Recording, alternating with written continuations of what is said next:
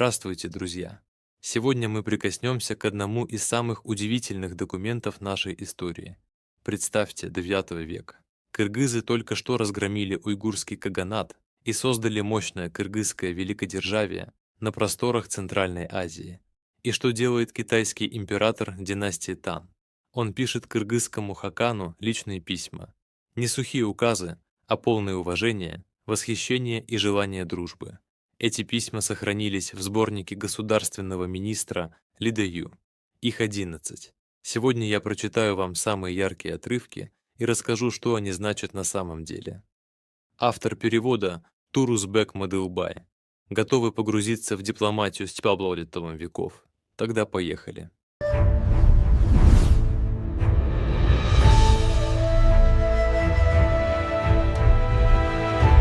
В 840 году кыргызы уничтожают уйгурский каганат и устанавливают свое господство в Центральной Азии. Знаменитый востоковед Василий Бартольд назвал этот период кыргызским великодержавием. Танская империя, которая раньше общалась с кыргызами через уйгуров, теперь вынуждена налаживать прямые отношения. И вот появляются эти письма. Особенно важно, китайцы признают самоназвание нашего народа. Кыргыз, по-китайски Цзингунь, и дают ему потрясающее толкование. Цзян – неисчезаемый, неистребимый. Гунь – род, потомство. То есть кыргыз буквально означает неистребимый род.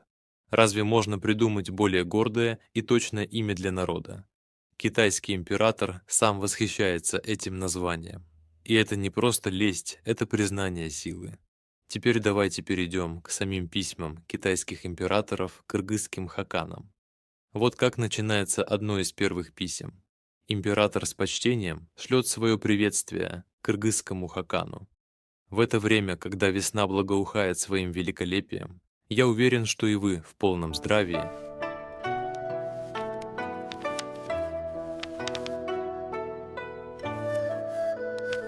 Далее император пишет очень уважительные слова о нашем хакане.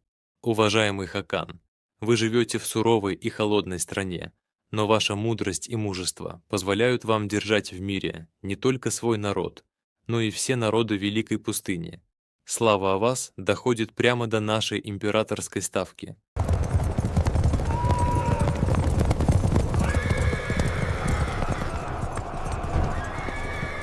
Особенно интересно, что китайский император называет кыргызского правителя именно хаканом, то есть императором. Это признание большой силы. А вот еще один яркий отрывок. «Послы ваши во главе с Джоо Кусалом уже прибыли. Мы получили ваше письмо вместе с прекрасными скакунами в дар. Уважаемый хакан, на обратной стороне гор вы, единственный воин и герой. Своей отвагой и мудростью вы правите многочисленным народом и прославились среди всех племен. We humbly present these finest horses from the Ferghana for your majesty. The great Tang accepts this generous gift. И вот самый важный момент всего послания. Император пишет о названии нашего народа. За вашим государством сохранится самоназвание Кыргыз, по-китайски Цзингунь. Слово «дзян» означает неисчезаемый, неистребимый, а гунь означает род, потомство. Это название говорит о неистребимости рода. Разве можно придумать более лучшее название?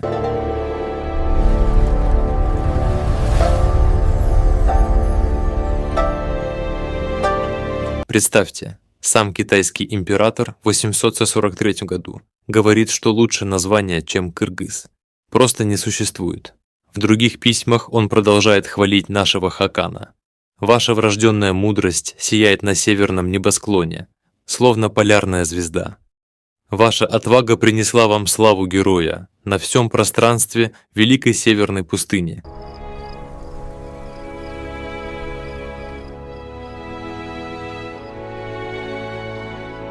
Китайцы вспоминают, как еще при знаменитом императоре Тайцзуне кыргызы приезжали в их столицу Чанаань, получали высокие титулы и каждый год привозили дары.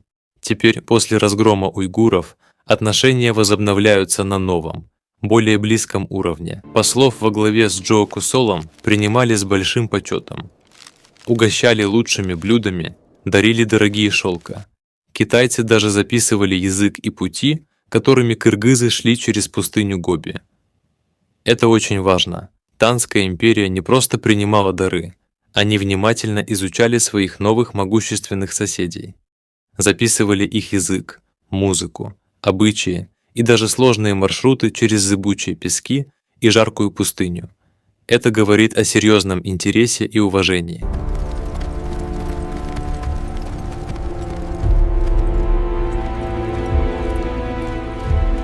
Теперь давайте посмотрим, что было дальше. В одном из приложений к письму секретарь императора Ви, Зунг Чинг, описывает, как кыргызские послы были приняты лично императором. Их считали важными гостями с северной стороны. Он вспоминает древние традиции. Еще в династии Чжоу и Хань иностранные послы приносили редких животных в дар – белого фазана или матерого волка. А теперь кыргызы принесли прекрасных скакунов, которые будут использоваться в торжественных императорских шествиях. Сам император угощал послов изысканными морскими деликатесами и дарил им тончайшие шелковые ткани с утонченным орнаментом. Это был действительно высокий уровень приема. Кроме того, в письмах упоминается, что китайцы хорошо помнят старые связи. Еще при императоре Тайцзуне в 647 году кыргызский правитель лично приезжал в столицу Чанаань, встречался с императором и получал высокий военный титул – военачальника левого крыла и правителя кыргызов. Император явно хочет возродить эти добрые отношения. Он пишет, что намерен присвоить кыргызскому хакану высшее звание и установить близкие, почти родственные связи между двумя государствами. Интересно, что китайцы подчеркивают, звание поднебесного хакана раньше давалось уйгурам, но теперь после их разгрома кыргызами оно больше не будет использоваться. Вместо этого они готовы дать это высокое звание именно кыргызскому правителю. Есть еще один важный момент. В 4 и 5 письмах, которые прилагаются к основному, секретарь объясняет, как именно писалось это послание. Он говорит, что работал под прямым присмотром императора. Некоторые слова даже пришлось исправить и дополнить по приказу самого правителя. Это показывает, насколько серьезно в Танской империи относились к переписке с кыргызским хаканом в 843 году.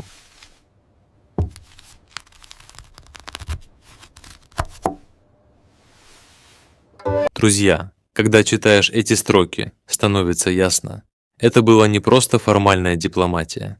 Китайский император искренне восхищался силой, мудростью и древностью кыргызского народа. Он открыто признавал наше самоназвание «кыргыз» и даже находил в нем глубокий, красивый смысл – неистребимый род. Такие письма – редкое свидетельство того, как две великие державы IX века пытались строить отношения на основе взаимного уважения, несмотря на огромное расстояние и разные культуры. Послов во главе с Джоукусалом принимали с большим почетом. Угощали лучшими блюдами, дарили дорогие шелка. Китайцы даже записывали язык и пути, которыми кыргызы шли через пустыню Гоби. Но здесь важно понимать одну ключевую вещь. Друзья, когда китайский император обещал присвоить кыргызскому кагану высокое звание, украсить его титул и установить близкие отношения, это был классический китайский дипломатический ход. Танская империя традиционно давала номинальные высокие чины и титулы правителям сильных соседей, чтобы показать свое покровительство и поддерживать дружбу. На бумаге это выглядело так, будто эти правители получают должности от императора. Но на деле могущественные каганы, особенно после побед, не признавали реальной власти Тан над собой. Кыргызский каганат после разгрома уйгурского каганата в 840 году стал самой сильной силой в Центральной Азии. Кыргызы не пошли в подданство Танской империи. Они вели самостоятельную политику, контролировали огромные территории и диктовали условия на степных просторах. Эти письма – не свидетельство подчинения, а попытка китайцев наладить хорошие отношения с новым мощным соседом и обезопасить свои северные границы. Кстати, такой подход китайцы использовали не только с кыргызами. Даже Чингисхану в свое время давали китайские титулы и звания, хотя он сам правил огромной империей и уж точно не был ничьим вассалом. Высокий чин на бумаге – это часто просто политика и вежливая форма дипломатии, а не реальная зависимость. В этих письмах мы видим, как китайцы вспоминали старые визиты кыргызских правителей в Чанаань при Тайцзуне. Это тоже было частью политического маневра. Они хотели подчеркнуть давние связи и быстрее сблизиться с кыргызским каганом после падения уйгуров. В итоге эти документы показывают уважение Танской империи к силе и древности кыргызского каганата, а не подчинение. Кыргызы оставались независимым и могущественным государством, неистребимым родом, как красиво отметили сами китайцы. Дорогие друзья, такие первоисточники помогают нам увидеть настоящую историю без искажений. Кыргызский каганат IX века был серьезным игроком на международной арене, и китайцы это прекрасно понимали. Если хотите, в следующем видео разберем остальные письма подробнее или поговорим о том, как эти события повлияли на дальнейшую историю Центральной Азии. Напишите в комментариях, что вас больше всего заинтересовало. Если видео было полезным, ставьте лайк, подписывайтесь и делитесь с теми, кому важна правда о нашей истории. Спасибо, что были со мной. До новых встреч!